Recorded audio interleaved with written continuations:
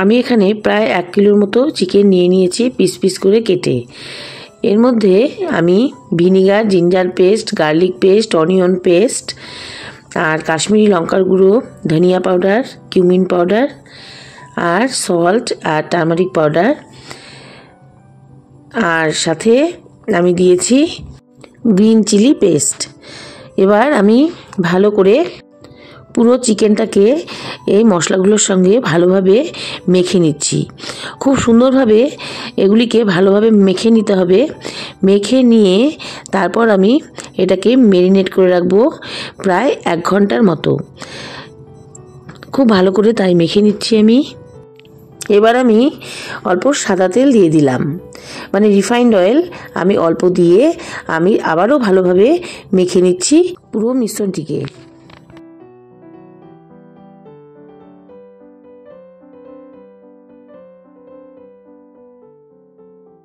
এবার আমি চিকেনগুলিকে ঢেকে রেখে দিব ম্যারিনেশনের জন্য।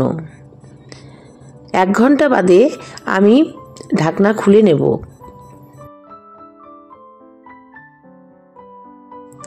এবার আমি চালের গুঁড়ো, বেসন, খাবার সোডা আর অল্প ময়দা দিয়ে খুব ভালোভাবে মেখে নেব এই মিশ্রণটিকে। এবার চিকেনগুলোকে বেসন, ময়দা আর চালের গুঁড়ো আর অল্প খাবার সোডা দিয়ে খুব ভালোভাবে মেখে নেব। চিকেনগুলোকে খুব ভালোভাবে মেখে একদম পকোড়ার জন্য আমি তৈরি করে নেব। বেশ ভালোভাবে মেখে নিচ্ছি পুরো চিকেনগুলোকে। খুব সুন্দরভাবে মাখতে হবে, সব দিকে যেন সমপরিমাণে বেসন আর ময়দাগুলো যেন ভালোভাবে মেখে যায়, সব কিছুর মধ্যে ডুবে থাকে।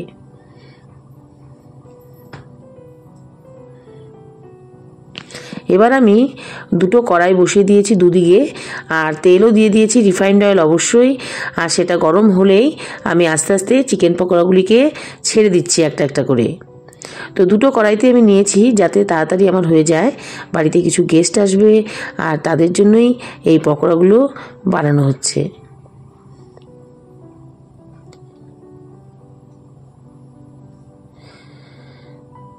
তো আস্তে আস্তে আমি 2টো কড়াইতেই অল্প অল্প করে চিকেন পকোড়া দিয়ে দিচ্ছি ভাজার জন্য।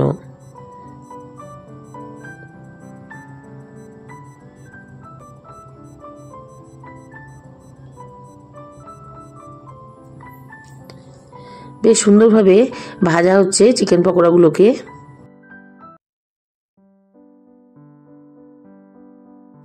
চিকেন পকোড়াগুলো প্রায় ভাজা হয়ে গেছে, তো আমি আস্তে আস্তে করে এবার নামিয়ে নিচ্ছি প্লেটের মধ্যে। প্লেটের ওপরে টিস্যু পেপার দিয়ে তার উপরে চিকেন পকোড়াগুলো রেখে দিলে তেলটা পুরো টেনে নেয় টিস্যু পেপার, ওটা সবথেকে ভালো হয়। তো আমি সেটা প্রথমে ভুলে গিয়েছিলাম টিস্যু পেপারটাকে আনতে, তাই তার জন্য প্রথমে আমি প্লেটে উঠিয়ে নিয়েছি ঠিকই, তারপরে আমি অন্য একটা পাত্রে টিস্যু পেপারের উপর রেখে সেই তেলটাকে আমি ছাড়িয়ে নিয়ে তবেই আমি পরিবেশনের জন্য দিয়েছি। এবার চিকেন পকোড়াগুলো পুরো রেডি হয়ে গেল।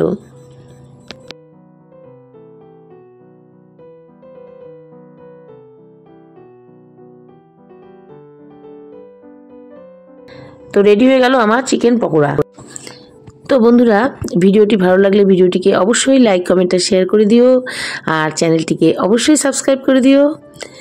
আজ এখানেই ভিডিও শেষ করে দিচ্ছি। নেক্সট ভিডিও বা নেক্সট রেসিপি নিয়ে তোমাদের কাছে আবার আসবো ফিরে।